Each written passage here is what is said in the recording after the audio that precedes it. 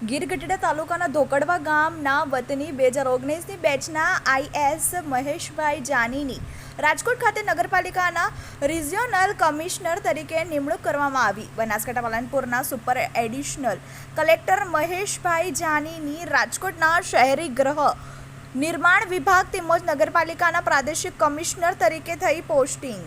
Manu કવાર, TV 18 news, Gir Gadhada.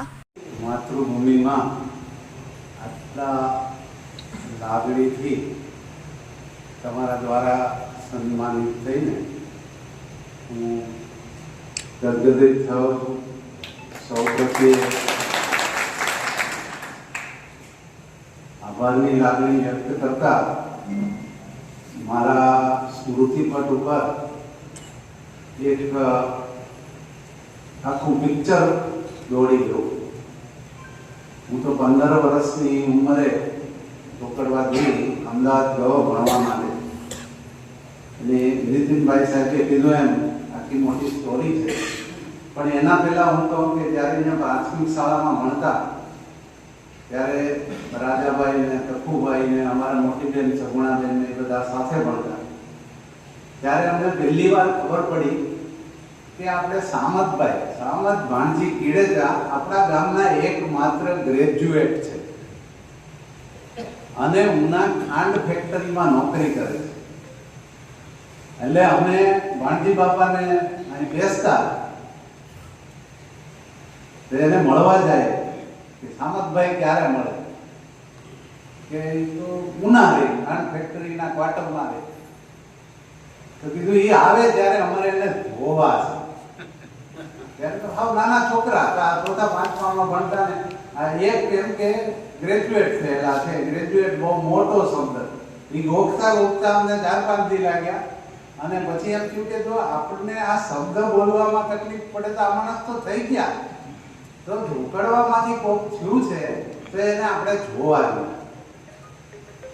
એટલે આપણે જયંતિ બાબર નથી અહીંયા, માનસિંહભાઈને ખબર છે. માનસિંહભાઈ કે હું ન આવું તો જયંતિ જ લઈને હું ગયો.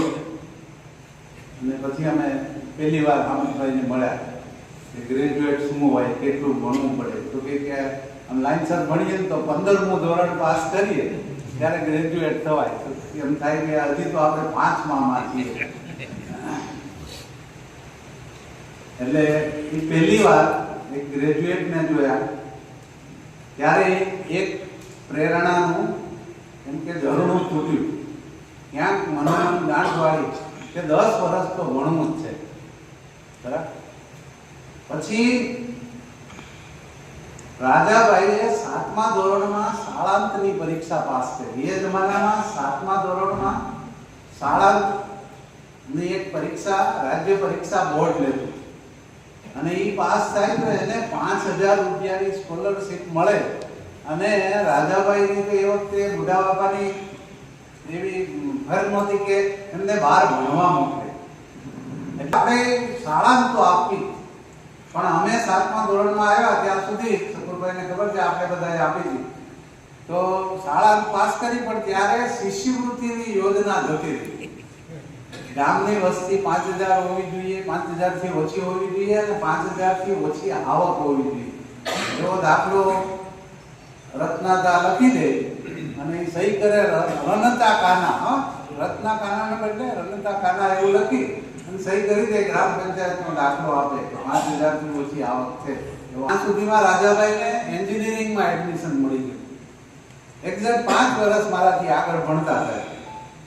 બરાબર. અને સાહેબ ગામના પ્રથમ એન્જિનિયર તો થયા, પણ પ્રથમ પ્રોફેસર પણ થયા. સાહેબ મોરબી લખીરજી એન્જિનિયરિંગ કોલેજમાં ભણતા ત્યારે હું ત્યાંય ગયો હતો કે મારે એન્જિનિયરિંગમાં એડમિશન લેવું હોય તો શું કરવાનું. હું અમદાવાદ ભણતો પછી ત્યાં ગયો હતો. પણ એક સરનામું હોય એ પકડીને પહોંચી જવાનું. અને જેમ મેં સામતભાઈ પાસેથી પહેલી પ્રેરણા લીધી એમ આમની પાસેથી પ્રેરણા લીધી. પણ બહારગામ ભણવા કેમ જાવ? તો આપણી વચ્ચે પરેશભાઈ બેઠા. એ વખતે વિદ્યાનગર ભણતા હતા.